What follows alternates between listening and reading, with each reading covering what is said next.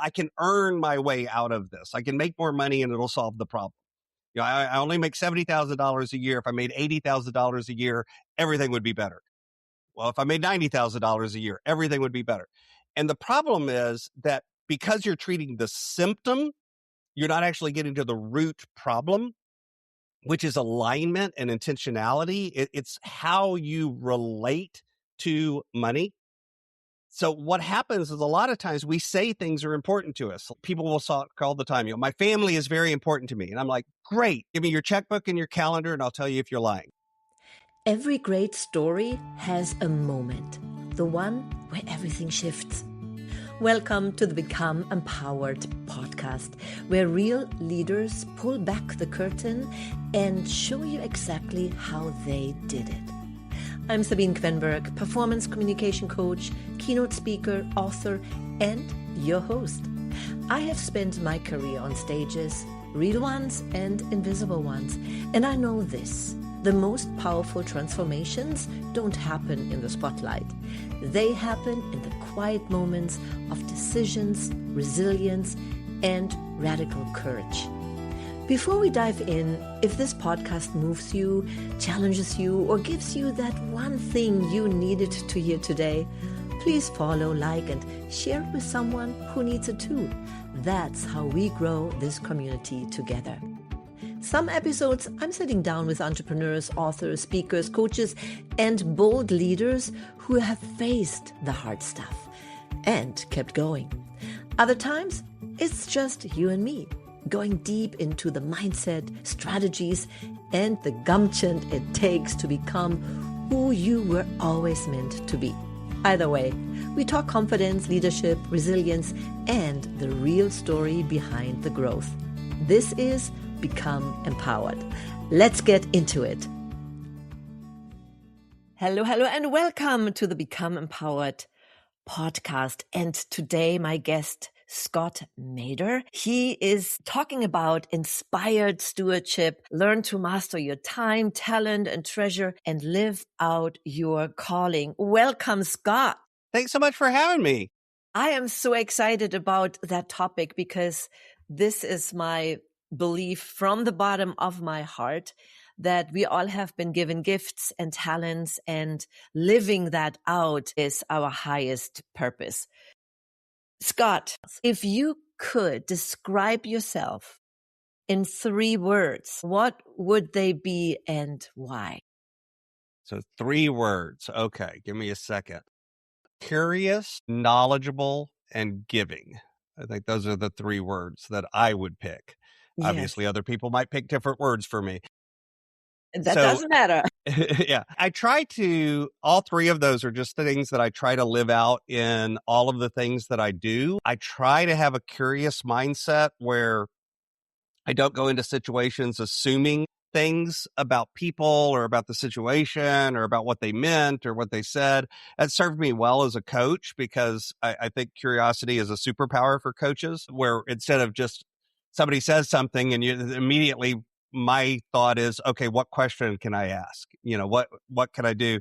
Somebody shares their belief and I immediately begin asking questions. And I've actually been told oh, that's confrontational. I'm like, no, it's not. I'm curious. I want to know where it came from. I'm not saying you're wrong. I'm just saying, tell me more, And then the giving, I try to live my life with kind of an open hand, where I let things flow into my life, but I also let things flow out of my life. And that's not just money, that's, experience, time, other things. And, knowledgeable is, when I was a school teacher, the kids always used to say, oh, you know everything. And I'm like, no, but I'm working on it because, I just love learning. I like to learn something new. I'm always, and I guess that goes along with the curiosity of, I always want to be, if somebody tells me something and it's like, oh, I don't know that. Okay, I'm interested. Now, let's talk more, because there's always something new to learn. There's always something new to do. People talk about being a lifelong learner. I think of it more as being lifelong curiosity, but it leads to learning, if that makes Right. And it sense. works together. Curiosity Yeah. and learning works together. And that's also what I describe in my book, Gumption. The growth aspect is super important for us human beings to grow, because if Hmm. we don't grow, we stagnate or even we reverse, right? So I totally get it. I'm right there with you, and I'm always curious. So what inspired you? So you said you were a school teacher. What inspired you to start your podcast and to start that inspired stewardship? So the business was actually came out of my wife and I going through our own personal journey, and I'll share some of that in a moment. But from a career perspective, I was a school teacher for 16 years, but I always had a very Socratic kind of coaching style of teaching. I was a science teacher, so it lends itself well to that. I went into corporate for 11 years. I did that again. I was a leader. I worked myself up to kind of a management, executive position, and again, kind of led the team through that same kind of coaching mindset. And in between that transition is when my wife and I went through a period. So while I was still a school teacher, we'd actually run up a bunch of debt, about $60,000 worth of debt. I made at the time about $40,000 a year. Because of that, I felt like a bad husband. I felt like a bad father. I felt like a bad provider. I was actually suicidal because of finances. I was going to protect my wife, so I wasn't talking to her about it, and she didn't want to stress me out, so she's not talking to me about it. Which great way to have a good marriage. Don't talk to each other. That's sarcasm for anyone who's worried. And so we were probably headed towards divorce. And eventually some new messaging came into my life and her life kind of at the same time, separately, but at the same time, coincidentally. It really isn't a coincidence, but it felt like one at the time. And I kind of came clean and explained the situation. Of course, she's a smart lady. She already knew what was going on, but she was protecting me. I was protecting her. She was surprised that I was suicidal by it, but it made sense, when I shared it. And she had felt it. She just didn't know. She wasn't able to put it into words. So we turned things around and decided, hey, we're going to live our life radically differently. We began to pay off the debt. We began to change how we had a relationship with money, how our relationship with each other. In my case, I kind of returned to a spiritual relationship with God and got re-involved in the church and those sorts of things. I drifted away over the years. And all of that just kind of radically changed how we were living our life. The career change kind of came in the midst of that. It's connected to it, but it wasn't like, oh, I need a new job so I can pay off the debt. It was just more of it grew out of all the other changes. And eventually what happened is somebody literally walked up to me after church and said, you and your wife are weird. Do you think you could help us be weird? Was literally what they said. And I went, yeah, sure. We could sit down and talk about it. And we sat down and it ended up turning into a coaching relationship. We started it as a ministry and eventually got paid by somebody. They're like, I want to pay you. And we're like, okay. It was $135. I can actually tell you the amount of the check. And so the coaching business almost kind of came out of an accident of our own life and people noticing it. As that happened, I leaned into it because so much more of my calling, my gifting, the way I was wired came alive in that experience. And so I do think it kind of reinforced to me that, hey, this is the right direction, because career and calling are connected, but they're not the same thing. And I try to clarify that for people, because I think a lot of times we think of our calling as what we get paid to do. And it's like, that's actually completely different. We can talk about that if you'd like, but all of this kind of came about. And so that's the business start. Mm. Actually, that was back in 2011. And eventually in 2017, I kind of worked my way back down the corporate ladder after climbing up to an executive position. I climbed back down. It took me over a year to leave the company because, I kind of was in a key position, trained my replacement, and did all of that. Didn't want to leave them in the lurch. And so eventually I left and launched my own business full time. That's where the podcast came from, because everyone said, oh, you need to start a blog. And I'm like, I hate writing, but I like to talk. well, there's this podcast thing. I'll start a podcast. And so I literally started the joke is I started a podcast. I committed to doing it for 6 months. That was back in 2017. I haven't figured out whether I like it yet or not, so I'm still doing it. I've got 1,800 episodes, so I guess I'm doing okay. But yeah, that is a very interesting story and so many things to unpack that I would like to do. The first thing is you talked about the stressor and that money was really the root of everything. And I know that money problems is one of the number one stressors for people in their lives. mm-hmm. That's how people become criminals even, right? Or thinking of suicide. So if you can kind of guide us through your process, how you got out of, in this case, was your suicidal thinking, and got clean with your wife and started talking. Because if someone goes through that same thing and has money problems or feels that stress, and what is a way they can get through that easier and faster? I think the biggest trick is to realize that it's actually not the money. And here's what I mean by that. Money is the symptom, but it's not actually the problem. And the reason I point that out is because a lot of times what we feel like is, well, if I just made $5,000 more, everything would be taken. Oh, if I just made $10,000 more, everything would be taken. Oh, if I just made $20,000, I can earn my way out of this. I can make more money and it'll solve the problem. I only make $70,000 a year. If I made $80,000 a year, everything would be better. Well, if I made $90,000 a year, everything would be better.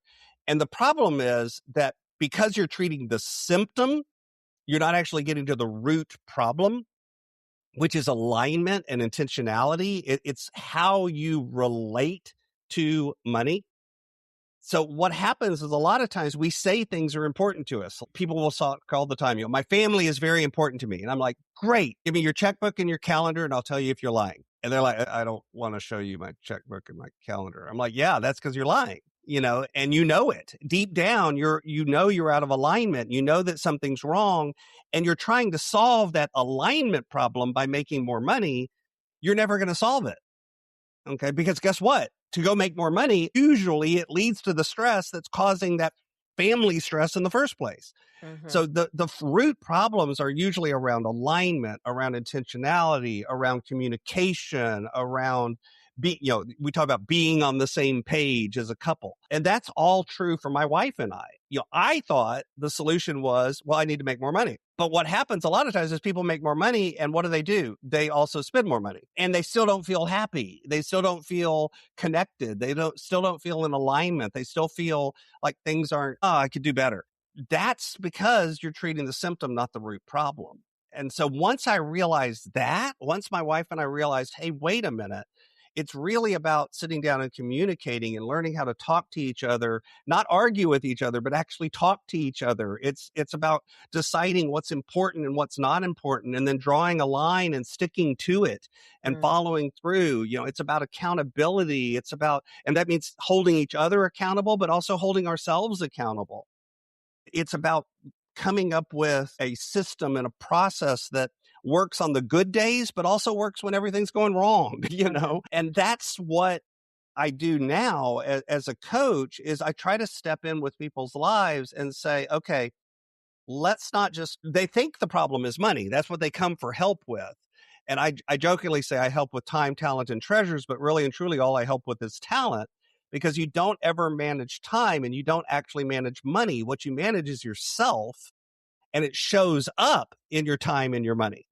So if you're not managing yourself well, your time and your money are out of control, and it shows that's the symptom, not the problem. And so the system is to get into the talent part and dig into what's really important to you, what really matters, what are you willing to say yes to?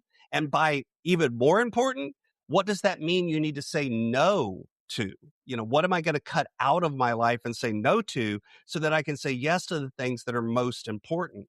Because all too often what we end up doing is we fill our time, our calendar, and we fill our checkbook, our money. And I'm sorry, I'm old enough that I'm still talking about a checkbook. We fill our automated payment system, whatever it is, the stuff that shows up on the ledger at the end of the month on our time and our money, is it really the stuff that we would put there if I said, hey, you're going to not be here next month. What's the most important thing to you? What would you say yes to first? And usually That is that's the so fun. very thing that's missing. Yeah. And it's like, well, then no wonder you feel frustrated. That's not about making more money. That's about making a different decision. Right, right. And what you said is so true. When we are faced with, oh my gosh, if I would, hypothetically speaking, only have 1 month left, what would I do? Probably something totally different. Now, with that said, there is like a balance, don't want to get crazy. This isn't about YOLO and don't worry about tomorrow and just spend everything you make. Because honestly, by the way, if most people, that's not actually what they would do with their last month if they knew it was their last month. Most people would actually be thinking about legacy and what am I going to leave behind? What are my kids going to think about me? What are my friends, my coworkers? What is the impression and the impact I'm going to live on the world? Before we get back to today's episode, I want to invite you to something. If you have been wondering why the right people are not finding you yet, I have one answer. Visibility. Not more hustle, not a bigger following, a system. I am hosting a free live visibility masterclass where I share my visibility triangle, a 3-part framework that shows you exactly how to go from invisible to in demand using AI in your own voice. It's free, it's live, and it will change how you show up online. The link is in the show notes. I would love to see you there.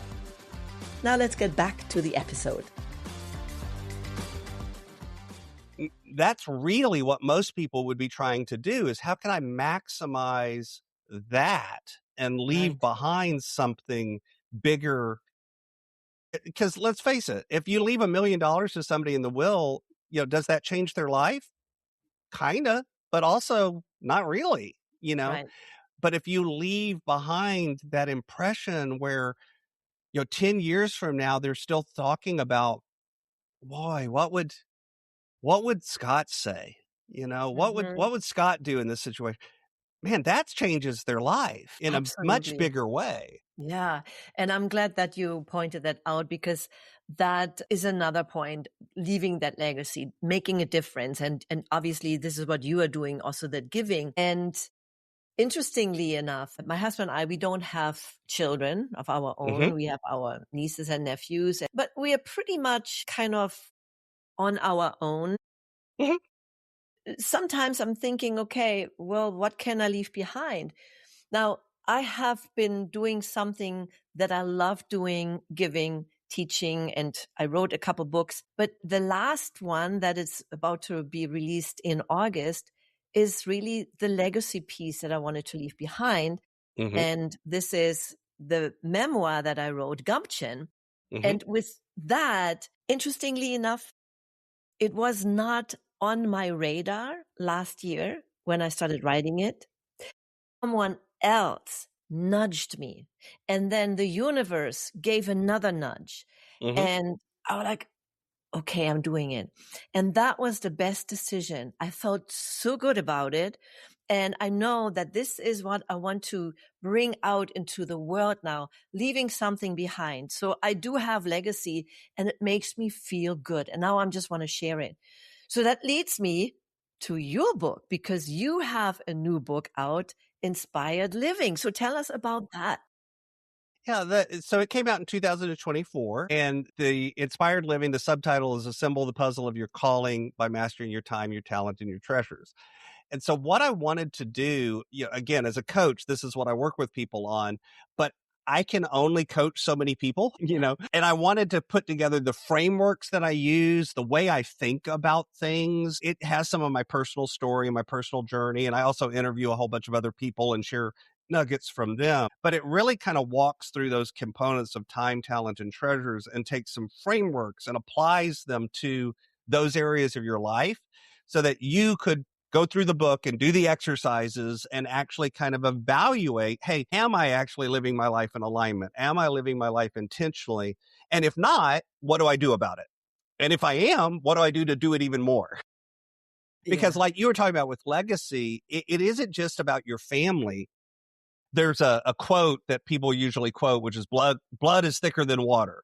And there is a version, if you go back in time, of that quote that is used the way we use that. Family is more important than people that we're not related to. But there's actually a different version of that quote historically that is blood of the covenant is stronger than the water of the womb, which literally means the exact opposite. It means the people that you choose to have in your life are more important than the people that you just were born related to, Yeah. And I actually think both of those are valid in different ways, meaning, Mhm. yes, you want to look at your family and taking care of them and leaving a legacy for them. But I also think it's important to leave a legacy that's broader and bigger than that. And that's part of what shows up in the book as well, is because one of the frameworks is about invest in yourself, invest in others, develop your influence, and impact the world. And the reason the impact the world is in there is that's the legacy piece. Yeah. What's different about the world because you've been in it? Yeah. Yeah. And notice I Absolutely. didn't say what's better. I said what's different. Different. Yes. Because Yes. sometimes we show up in a way that, yeah, the world's different, but it's not necessarily better. That's true. And it's like, do we really want to leave that as our legacy? Because no matter what, you leave a legacy, Yes. whether you want to or not. And so what I'm trying to point out in the book and other things is kind of like you're talking about is, yeah, but why don't we do that on purpose with intentionality so that when we leave that legacy behind, actually, it aligns with what we want. Way back in the beginning, you asked me what are 3 words that I would use. And I said, yeah, other people might choose different words, but these are the words I would choose. So am I living my life in a way where the people that really know me would basically be able to choose those 3 same words or words that mean very much the same thing? Mm-hmm. Regardless of the people, total stranger, totally different thing. But, if they read my book, would they get that impression from it? If they listened to my podcast, would they get that impression from it? If they knew me, would they get that impression from it? And if I'm doing that, then it's intentional and aligned. Yeah. You talked about another thing, and I want to unpack that a little bit because I think this is an issue where a lot of people are getting uncomfortable. We talked about calling and getting paid for your calling or not.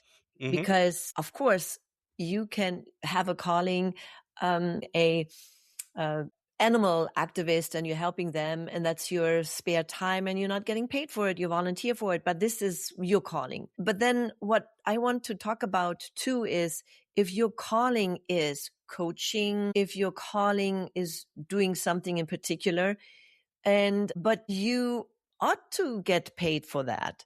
And I would like to get your point of view because I went through the same thing at the beginning when I started my business. I had a performing arts school and I felt uncomfortable asking for money because I loved what I'm doing. I would teach the kids for free, right? But you cannot sustain that. So if you can give us your perspective on that getting paid relationship. So I'm a big proponent of language. I think the words we use are really important and the meaning of those words is important. And I honestly think sometimes we lose track of what the words mean. And so I want to highlight a couple of differences. So first off, the word career and the word vocation. We use those words in the Western, European and US kind of thing. We use them interchangeably. We talk about our career. We talk about our vocation. We treat them like they mean the same thing. Sometimes vocation may mean something like I use my hands more, like I'm a mechanic, and a career might be more of an office job. But really they both mean what you get paid to do, right? The plumber, that's their vocation, that's their career. Office worker, that's their vocation, that's their career. Here's the thing, those words actually don't mean the same thing at all. So career, the root word for career is the same as the root word for cart. It literally means a mode of transportation, something that gets you from point A to point B. That's what you get paid to do. Okay. Your career is what you get paid to do. It's the thing that provides the fuel that drives the rest of your life. Because let's face it, money does touch all of the components of our life. Money shows up in our spiritual life. Money can get in the way of our spiritual life. Money shows up in our relationships. Money shows up in everything that we do. So it touches those areas. That doesn't mean it's the most important thing, and we got to get our relationship with it straight. But our career kind of provides that engine. Okay, so I said vocation is a different word. Well, think about it. The word vocation, what does that sound like? Vocalization, vocal. The root word is actually vocalis, which means to be called. Well, first off, I'm a person of faith. I believe by definition, to be called means there's a caller. I don't care what name you want to give it, God, the universe, your wiring, whatever. The point is that there is something bigger than you that you feel connected to that's saying this is kind of your purpose. So to me, your purpose is that internal recognition of that external call. It's your insides going, yeah, that's how I'm wired. I would do this for free. I love it because it's separate. It has nothing to do with whether you get paid to do it. That's your career. And for some of us, your career and your calling has a really strong overlap. I'm called to perform and I get paid to perform. For others of us, it may have no direct overlap at all, or very little, because your calling should show up in everything, not just your career. Your calling shows up. How do you get out of bed in the morning? Your purpose shows up in that. How do you relate to other people? What is your spiritual life like? What is your financial life like? What are your relationships like? In my opinion, the calling weaves through all of that because it is bigger than just the career, the thing you get paid to do. And again, different people live it out in different ways. Sometimes their career and their calling incredibly intertwined. And other times you look at it and you're like, I'm not even sure those are connected. They are, because the way the person is showing up in their career is still driven by their calling, by their purpose, by their wiring, by what their creator has made them to do, whatever name you want to give it. It's still there, but you may not be able to see it. And honestly, if they can't see it either, that's where people get that feeling of stuckness and that feeling of unintentionality. Again, the book and what my coaching does and the podcast, it's talking about, but how do you recognize what your calling is and actually begin to have that show up? And if it's not in alignment, how do you make different decisions and different choices? Again, in your relationships, in your career, in your whatever it is, whatever component of your life it is that you start feeling out of alignment. If you can get it more in alignment, I think we feel more fulfilled. We have a better life and we have a bigger impact on the world. Yeah, it's so true. And thank you for explaining that so in detail, because it's true. We have a calling in life, period. Mm-hmm. And so it's great that we put it into perspective. Also, you can definitely get paid and make a career out of it. Right. But you also don't have to, because there's some people that are like, oh, I'm so frustrated because I don't think my career, the animal activists that you use. But if they're using something else to give them the freedom and the flexibility and the time to go live out something that they can't get paid to do, nobody will pay them to be an animal activist. Well, then that's still living out your calling. You're making a deliberate choice to say, I'm going to do this thing over here that's not completely connected so that I can spend this time and energy and money over here in a way that is even more connected, that I wouldn't be able to do if I went over here and did something different. It's really that intentionality and that deliberate and the examining it part that I think we lose track of, because so many of us just end up doing something almost by accident or because somebody else told us, hey, you should be a doctor. And we went, okay, or even worse, doctors make lots of money. Go be a doctor. Yeah, no, that's not the way to choose a career. I don't want to go to that doctor, by the way. I don't want to go to the doctor that's only a doctor because somebody told them the way to make lots of money was to be a doctor. Right. I don't know about you. That scares me. And I know, because I experienced it myself. I was listening to just a good advice from my dad, who said, Sabine, find a good job, so you can pay your bills and have benefits and have something left over to pursue your hobbies. And by that, he meant my acting. And of course, I started something, but I was so unhappy and I knew I could not do this for 40 years. And I loved performing. So eventually I made that decision. Like, again, talking about the universe, God, the guardian angels that send you the right people at the right time. But what I did, I asked the question. Ask and ye shall receive, right? So, and that is fascinating to me, which I also shared, of course, in my book, how this all works together. So I'm so glad that we had this conversation, because there's so many things that are just so aligned with what we teach and what we bring out into this world. So, and I'm looking forward to be a guest on your podcast coming up in the next few months. But in the meantime, if there is one thing you could leave our listeners with, what would that be? I think the most important thing is to get started. I talked about the framework earlier: invest in yourself, invest in others. And notice it starts with invest in yourself, because I think, again, so many of us just never take the time and create the white space. Today is so noisy. The world is so noisy. We're all so busy. Everything's about do. And we've lost track of being. We've lost track of creating quiet space to go, what am I supposed to be when I grow up? Notice that question, by the way. We ask kids that. What do you want to be when you grow up? We don't ask them, what do you want to do when you grow up? Right? But that turns into, what do you want to do? What career do you want to have? And it's like, no. That's not the right question. What do you want to be? What kind of person do you want to be? How do you want to show up in the world? And somehow or another, as an adult, we stop asking that. And I'm sorry, I don't care if you're 8 or 80, still ask that question. What do I want to be next? What is this next little part of my life going to look like? What's the next month? What's the next week? What's the next year? What's the next decade? What do I want it to be? And start asking those questions. Again, the book has exercises about that. I actually put together a resource page for your listeners that they can go and they can get some free tools, free resources. It has information about my book and all of that.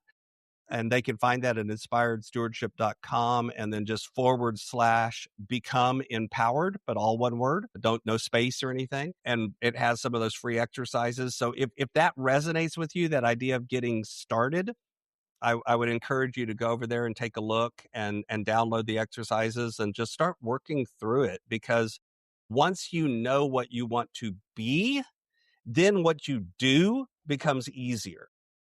Absolutely. And thank you so much for your generous offer for our listeners. And I, of course, will have all the links in the show notes. Scott, thank you so much for being here and taking the time and sharing your wisdom. Absolutely. Thank you for having me. That was my interview. And if you enjoyed it, give us a 5-star review, leave a comment, and share it with your friends. Thanks for listening. Until I see you again, always remember, serve from the heart, follow your passion, and live the life you imagine.